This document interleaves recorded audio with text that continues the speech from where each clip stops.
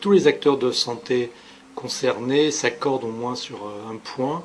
La médecine de demain sera préventive, individualisée et elle laissera une grande autonomie aux patients pour gérer eux-mêmes une partie de leur santé. Alors si cela est vrai, eh bien, encore faut-il qu'on ait les moyens de gérer notre santé. Et les moyens de gérer notre santé, c'est aussi d'abord d'essayer de la diagnostiquer quelque part. Qu'est-ce que ça veut dire être en bonne santé? Quand ne l'est-on plus avant d'être malade et avant d'aller voir son médecin parce qu'on a une maladie? Alors on est bien sûr dans le domaine de la prévention et c'est vrai que l'extraordinaire augmentation de la longévité que vous connaissez nous impose aujourd'hui des vraies stratégies de prévention actives. D'une part parce que un certain nombre de maladies nous guettent tous et il vaut mieux les prévenir que d'essayer de les guérir. Et puis parce que le problème étant évidemment d'avancer dans l'âge et on sait que l'on va vieillir, qu'on va en tout cas avoir une expérience de vie beaucoup plus augmentée, il est extrêmement important évidemment que ces années-là qui nous sont données eh bien, soient de bonnes années et que ce ne soient pas évidemment des années de maladie. Alors, je vais vous demander déjà une première chose, c'est dans ce titre, et bien sûr qu'il faut, si on veut se protéger de ce stress oxydatif, eh bien, il va falloir bien sûr savoir de quoi on parle. Je vais vous demander d'oublier le mot stress, parce qu'évidemment, il évoque chez vous assez naturellement quelque chose que vous connaissez, qui s'appelle le stress psychosocial ou psychosocio-professionnel. Et là, il ne s'agit pas de la même chose, c'est malheureusement une autre définition, et le mot stress ici doit être entendu comme une agression biologique de notre organisme. Et donc essayer de ne retenir pour le moment que le mot oxydatif, parce que dans oxydatif, bien sûr, vous entendez oxydation, et c'est bien exactement ce phénomène qui se produit, c'est-à-dire que nous nous oxydons, nos cellules, nos membranes cellulaires, les constituants de notre organisme s'oxydent, tout simplement parce qu'ils sont confrontés à l'oxygène que nous respirons depuis, évidemment, notre conception. Alors, je suis venu avec une de mes patientes, qui se protège du stress oxydatif depuis longtemps. Je reconnais qu'il y a peut-être un petit ajustement des doses à faire. Ne se protège pas en revanche des accidents de la route, parce qu'elle n'a pas mis de casque, comme vous le voyez. Mais plus sérieusement, it's never too late, ça veut dire qu'il n'est jamais trop tard. Et il n'est jamais trop tard pour faire de la prévention, et il n'est jamais trop tard pour s'occuper de sa santé. Alors donc, qu'entend-on par stress oxydatif ? Eh bien, il s'agit évidemment donc de cette histoire d'oxydation et donc liée à l'oxygène. Et c'est un vrai paradoxe parce que, comme évidemment, nous avons besoin de l'oxygène pour vivre, il est indispensable à notre vie, mais il y a aussi une certaine toxicité. Et c'est le prix que nous avons à payer à la toxicité de l'oxygène et qu'on appelle le stress oxydatif. Et effectivement, entre notre première utilisation de l'oxygène dans l'utérus de notre maman, et justement, évidemment, au moment où nous allons, au premier souffle, lorsqu'on coupe le cordon, lorsqu'on va prendre notre première bouffée d'oxygène sur des poumons qui n'ont pas connu l'oxygène jusqu'à ce moment-là, et jusqu'à notre dernier souffle, nous allons vivre avec de l'oxygène. Mais c'est un atout absolument extraordinaire. Et certains scientifiques ont montré que s'il n'y avait pas eu, il y a quelques milliards d'années, l'arrivée de l'oxygène sur la Terre, il n'y aurait pas eu de grands animaux comme nous, parce que nous faisons partie des grands animaux. Et s'il n'y avait pas eu l'oxygène, nous serions probablement très petits, minuscules et affreux, alors que nous sommes évidemment très forts, très grands, et très beaux, en tout cas pour ce qui est de... Bon, à l'extérieur, je ne sais pas, mais ici c'est clair. Et il y a eu deux molécules qui ont vraiment fait ce que nous sommes aujourd'hui. Il y a l'oxygène, et qui est un comburant extraordinaire, qui fait que notre machine énergétique est une machine extraordinaire avec très peu de perdition énergétique. Mais il y a aussi une autre molécule qui nous a rendu, elle, extrêmement intelligents, ce sont les oméga 3, dont vous avez forcément entendu parler. Pourquoi les oméga 3 ? Parce que ce sont des acides gras polyinsaturés, et qui dit polyinsaturé dit que ce sont des acides gras très fluides, pourtant très solides, et ce sont ces acides gras-là qui constituent nos membranes cellulaires. Et contrairement à d'autres animaux comme les éléphants ou les tortues de mer, qui, comme vous le savez, ont une longévité importante, mais qui ne sont pas réputés pour une grande intelligence, quoique, mais enfin en tout cas probablement inférieure à la nôtre quand même, eh bien nos membranes cellulaires, contrairement aux leurs, qui sont, elles, saturés d'acides gras, donc ils ont des acides gras très saturés, et bien nous, nos membranes cellulaires sont très riches en oméga 3, et ces oméga 3 font que nos cellules, en particulier nos neurones, sont capables de se connecter entre eux et d'envoyer des prolongations très facilement du fait de la fluidité de ces acides gras, et d'avoir des échanges entre les cellules extrêmement importants. Mais là aussi, on a un prix à payer à ça, c'est que ces acides gras polyinsaturés sont extrêmement fragiles vis-à-vis de l'oxydation et donc de l'oxygène. Et quand la vie est arrivée sur Terre il y a quelques milliards d'années et que l'oxygène est arrivé peu de temps après, eh bien, il a fallu que la vie s'organise avec cet oxygène qui était terriblement toxique, sinon la vie se serait arrêtée là. Et donc la vie a dû fabriquer des tas de systèmes, des tas de stratégies de défense antioxydantes extrêmement sophistiquées pour pouvoir tout simplement vivre avec cet oxygène. Alors pourquoi c'est toxique l'oxygène? Je ne vais pas aller dans les détails de la chimie de l'oxygène, mais il faut que vous sachiez que c'est un problème chimique. Simplement, c'est cette molécule d'oxygène, quand on la respire, va participer à des tas de processus chimiques pour créer de l'énergie dans l'organisme. Et en particulier une molécule importante qui s'appelle l'ATP, et avec laquelle on va fabriquer des tas de choses, et avec laquelle on va vivre. Et cet oxygène va se retrouver dans nos cellules. Pratiquement 90% de l'oxygène que nous respirons arrive dans nos cellules, dans une petite organite qui est notre centrale énergétique, qui s'appelle les mitochondries. Et dans cette mitochondrie, cet oxygène va participer à la création de l'énergie. Mais malheureusement, au cours de ce métabolisme, dans nos mitochondries, cet oxygène va passer par des stades chimiques intermédiaires qui sont extrêmement instables parce qu'ils ont perdu un électron en périphérie. En gros, dans toute molécule, quelle qu'elle soit, les électrons sont toujours par paire. Et en gros, les étapes intermédiaires de l'oxygène dans nos mitochondries sont des étapes où les molécules perdent un électron en périphérie. Et le fait de perdre un électron en périphérie, ça les rend extrêmement réactives, extrêmement instables, et elles vont à tout prix chercher cet électron qui leur manque sur une molécule voisine. Et là va commencer une espèce de chimie dévastatrice, parce qu'une molécule va perdre un électron et va devenir elle-même à son tour très réactive. Et donc ces premiers dérivés actifs dans la mitochondrie de l'oxygène va en fait, en gros, c'est exactement comme l'histoire du vampire qui, vous savez, va attaquer une victime, et bien la victime du vampire devient vampire. Eh bien, c'est la même chose ici. C'est-à-dire que lorsque cette molécule d'oxygène réactive, qu'on appelle dérivé actif de l'oxygène, va prendre un électron à une molécule voisine, eh bien, cette molécule voisine a perdu forcément un électron. Et elle-même, elle devient à ce moment-là radicalaire, elle devient toxique, et elle va elle-même chercher un autre électron, et ainsi de suite. Et on a de ce phénomène-là des chaînes en fait, de réactions qui vont s'installer et qui peuvent être extrêmement dévastatrices, désastreuses, et parfois même jusqu'à la mort cellulaire. On a des exemples dans la vie, en particulier chez les animaux. Vous avez tous entendu parler des chiens d'avalanche, par exemple. Ce sont des chiens qui interviennent dans des circonstances toujours extrêmes, qui vont chercher des rescapés. Ce sont des chiens qui interviennent dans des conditions difficiles, à la fois d'altitude, d'exercice physique intense, de froid, mais aussi de stress psychique intense. Et bien on a décrit chez ces chiens d'avalanche, on a décrit des morts cardiaques brutales, subites, par stress oxydatif majeur. Et lorsqu'ils ne font pas de mort cardiaque subite, ils font aussi ce qu'on appelle des rhabdomyolyses aiguës, c'est-à-dire qu'ils ont des muscles qui fondent d'un seul coup du fait de stress oxydatif dévastateur, et ils font des fontes musculaires absolument prodigieuses. Alors bien sûr, et heureusement, ce n'est pas toujours le cas, et la plupart du temps, ce stress oxydatif est chronique, mais même chez l'homme, on décrit dans certaines circonstances, en réanimation, lors de chocs septiques, donc des infections très très graves, ou lors d'infarctus du myocarde, on décrit des phénomènes aussi violents que cela. Donc vous voyez que c'est un phénomène qui peut être quand même extrêmement délétère. Et l'image la plus classique, la plus commune du stress oxydatif, c'est cette balance et c'est le déséquilibre entre ces deux plateaux. Et dans un plateau, vous avez ce qu'on appelle les espèces oxygénées actives, donc ce sont tous ces radicaux libres. Donc il y a les radicaux libres qui viennent donc de l'oxygène dans la mitochondrie, mais aussi tous les radicaux libres qui sont nés après, c'est-à-dire parce qu'on leur a piqué un électron. Et donc des tas de molécules peuvent devenir radicalaires. Donc ce sont des milliers de molécules possibles qui vont devenir très agressives, et en face desquelles on a bien sûr nos défenses antioxydantes. Mais le déséquilibre de la balance entre un plateau trop lourd de cette production de radicaux libres et un plateau de nos défenses qui devient insuffisant, ce différentiel s'appelle le stress oxydatif. Et j'aime bien cette image parce qu'on comprend d'une part assez facilement qu'on peut arriver dans cette situation de plusieurs manières. La première manière, c'est effectivement d'avoir un plateau des défenses beaucoup trop léger. Autrement dit, on n'apporte pas assez d'antioxydants, et en particulier dans notre alimentation. C'est pour ça qu'il faut apporter des antioxydants tous les jours dans l'alimentation. C'est pour que ce plateau soit suffisant. Ça, c'est la première des situations et c'est la plus fréquente. Mais on peut aussi imaginer que même avec des apports corrects, on peut avoir une production excessive de ces molécules toxiques. À ce moment-là, on se retrouve dans cette même situation. Puis parfois, évidemment, on conjugue les deux.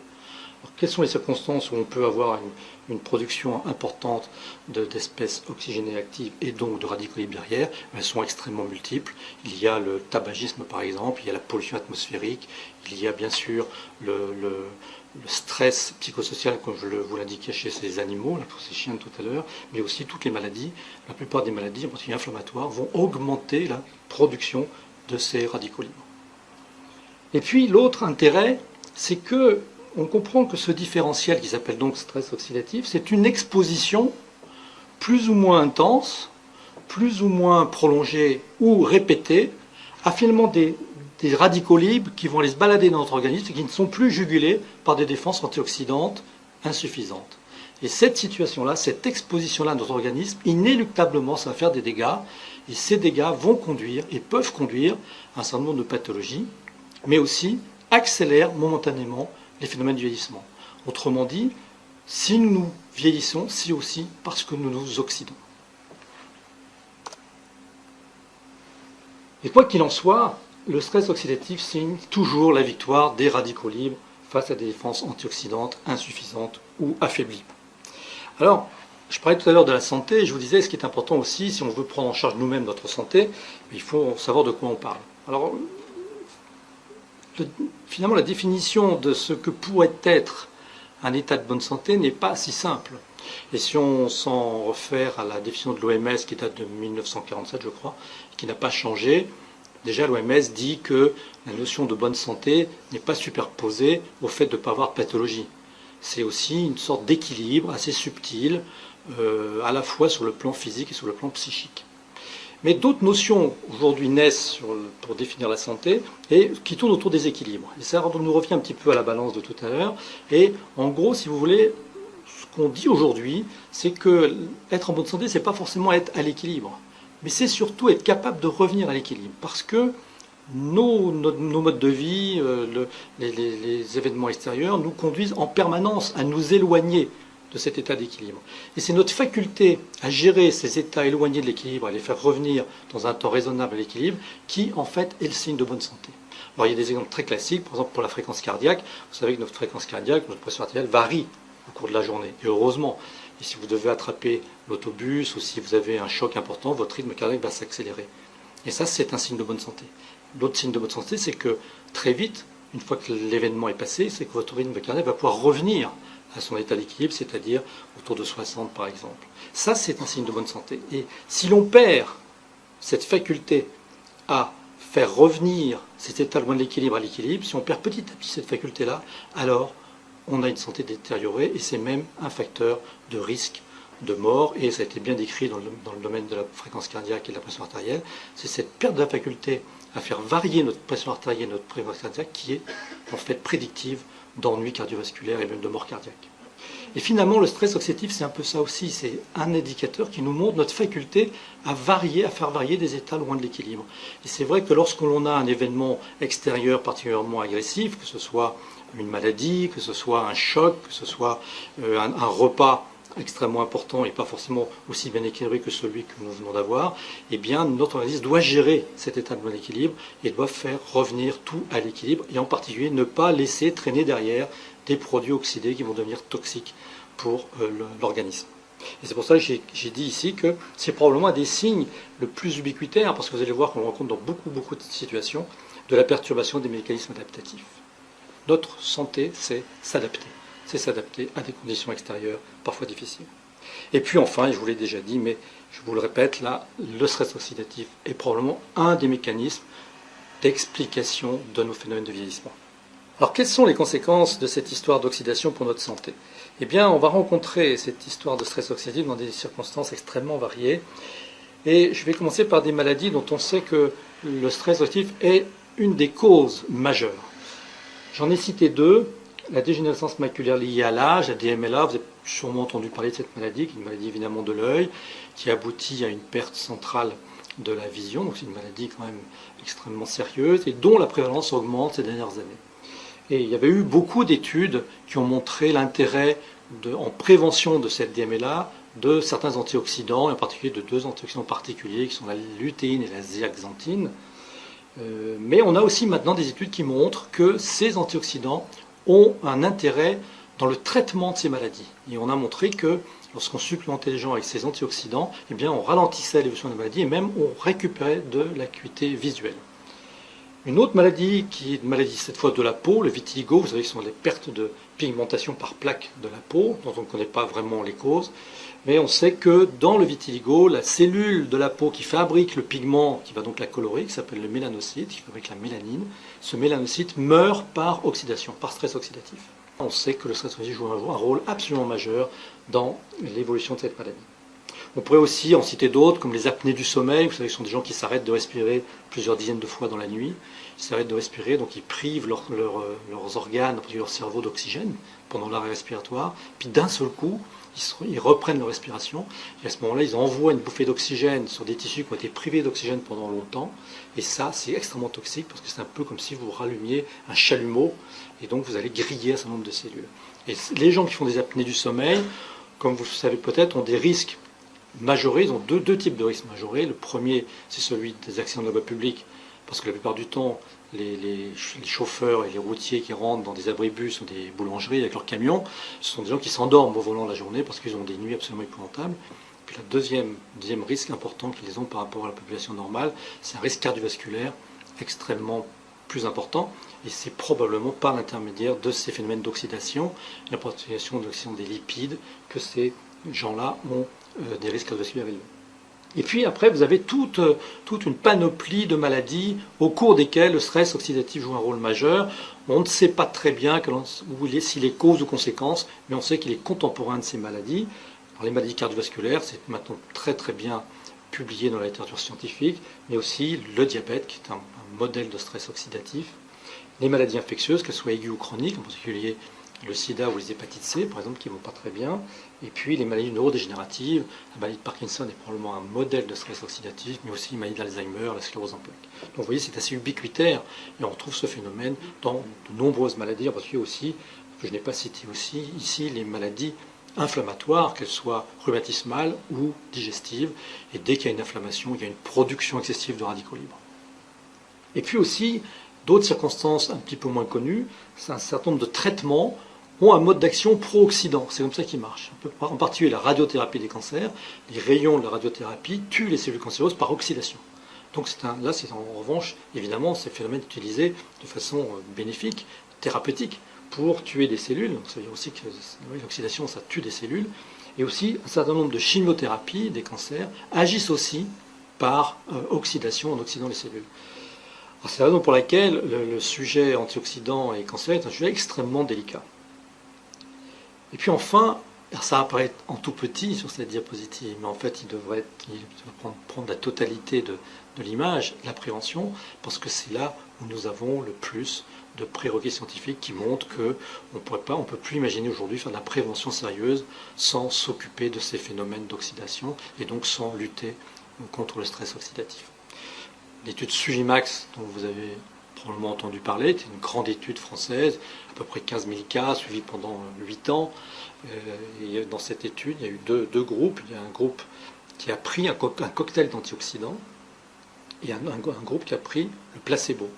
Donc c'était une étude très sérieuse sur le plan du protocole, et l'étude a montré, en tout cas chez l'homme, que les hommes qui ont pris les antioxydants par rapport à ceux qui ont pris le placebo ont fait plus de 30% de moins de cancer en 7 ans, 8 ans, et de morts, toutes causes confondues. Donc c'était une première étude qui a montré que la prise d'un supplément antioxydant donnait des résultats absolument extraordinaires, parce que ce sont des chiffres quand même impressionnants. Je vous l'ai dit tout à l'heure, la nature a tout prévu, parce que si elle n'avait pas tout prévu, nous ne serions même pas là aujourd'hui pour en parler ensemble. La vie serait tout simplement impossible sans les antioxydants, donc les antidotes de ces radicaux libres. Il y a deux grands groupes d'antioxydants, ceux qui sont apportés par l'alimentation, et puis d'autres qui sont endogènes, c'est-à-dire qui sont synthétisés par la cellule, qui ne sont pas du tout liés à l'alimentation, mais qui sont synthétisés, et ils sont très nombreux, très complexes. mais ils jouent un rôle majeur. Et puis aussi, même quand on oxyde des choses, parce qu'on oxyde forcément à un moment donné des choses, on a des systèmes d'élimination et de réparation qui viennent nous débarrasser de ces produits oxydés. C'est quand tous ces phénomènes-là sont dépassés que l'on développe des stress oxydatifs et qui, là, peuvent aboutir à des maladies et à une accélération du vieillissement. Comment doit-on faire? On est là à l'aube, si vous voulez, d'une approche nouvelle. On va très vite passer sur la première. En gros, la prise en charge de stress oxydatif au cours de pathologies, dont on s'occupe beaucoup nous, reste encore du domaine de la recherche clinique. Mais en revanche, comme je vous l'ai dit, probablement que c'est un des moyens aujourd'hui les plus avant-gardistes, mais les plus intéressants pour faire de la prévention active, non seulement des maladies dégénératives, mais aussi du vieillissement. Et pour ça, les réponses, elles sont simples, c'est des conseils nutritionnels, on verra qu'il y en a d'autres tout à l'heure, mais aussi éventuellement une supplémentation, à condition d'intervenir sur un certain nombre de points fondamentaux pour essayer, évidemment, de faire revenir, s'il ne l'est pas, mon curseur dans la zone verte. Et évidemment, la première chose que je vais devoir faire, c'est de voir mon alimentation. Est-ce que mon alimentation m'apporte suffisamment d'antioxydants dont nous avons vu l'importance tout à l'heure pour équilibrer la balance? Un autre point extrêmement important, c'est l'activité physique. Parce que on a montré depuis quelques années que la pratique d'une activité physique régulière, il ne s'agit pas de faire un sport de haut niveau, mais une activité physique régulière tous les jours et sur le long terme, améliore considérablement l'état de santé. Pourquoi? C'est peut-être pratiquement le seul facteur qui à la fois diminue le stress oxydatif, donc diminue la production de radicaux libres, mais aussi augmente nos défenses antioxydantes. Donc c'est vraiment très important d'avoir une activité physique modérée, régulière. Le stress psychosocial, alors c'est pas toujours si simple de supprimer les facteurs stressants, mais en tout cas il faut se donner des périodes de décompression, il faut essayer de mieux gérer son stress psychosocial. Et puis mon stress oxydatif, c'est l'indicateur, c'est celui qui va me permettre de dire, ben oui, 6 mois après, effectivement, j'étais dans l'orange, j'étais pas même dans le rouge, et je suis de nouveau maintenant dans le vert, donc j'ai gagné pour ma santé, et je suis maintenant dans une situation beaucoup plus favorable. Et ça, c'est avec des mesures extrêmement simples. Vous avez vu, sur le plan nutritionnel, on peut effectivement s'interroger sur son alimentation, mais aussi revoir ses modes de vie. Et puis, éventuellement, on peut à ce moment-là prendre une supplémentation antioxydante pendant quelques temps pour aider ce bilan à revenir à la normale. Alors quand je suis dans la zone verte, bien sûr, je me dis tout est bien, tout va bien, etc.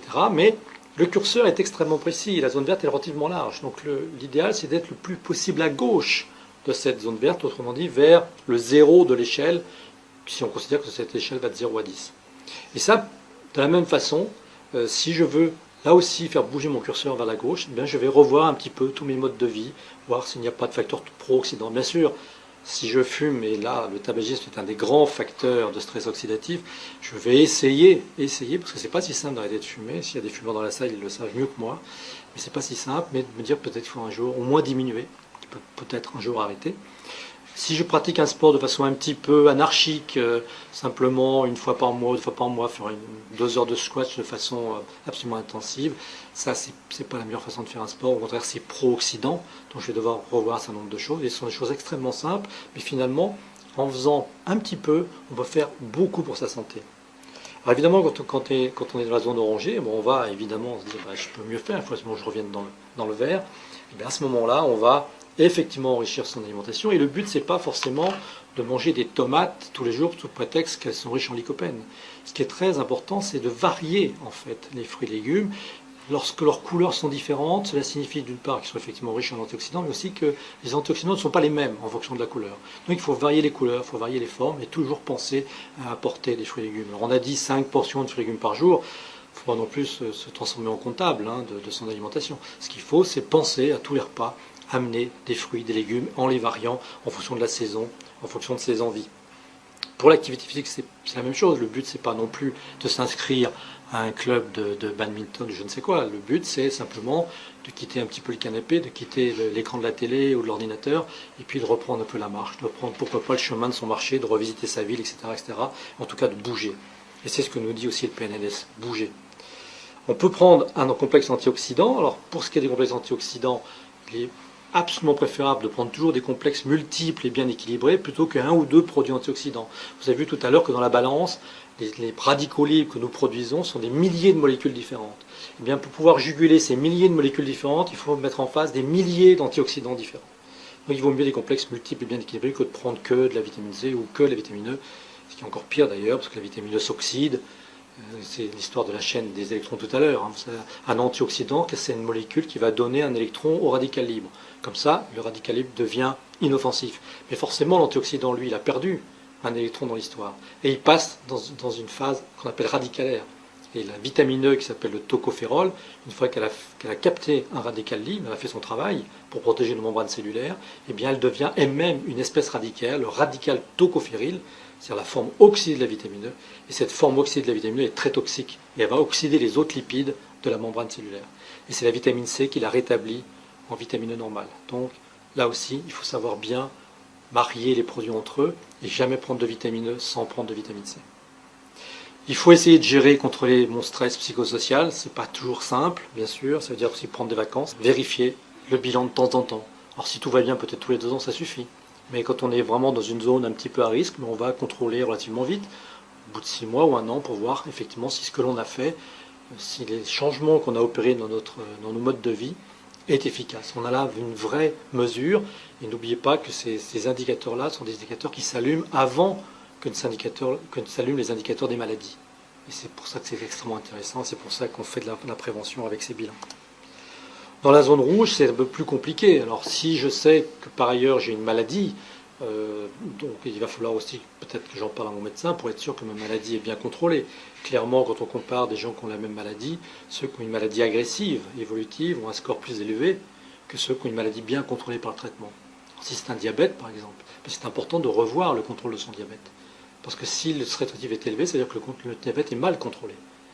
Et puis ensuite, pour ce qui est simplement du stress oxydatif, c'est clair que on peut faire la même chose que lorsqu'on est dans la zone orangée, c'est-à-dire revoir un petit peu tous ces modes de vie, essayer de les corriger, si on n'a pas de maladie, puis voir 6 mois ou 1 an après si vraiment le curseur est repassé dans la zone orangée ou verte.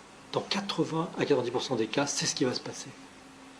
Dans le cas restant, on peut être amené à consulter et éventuellement un médecin.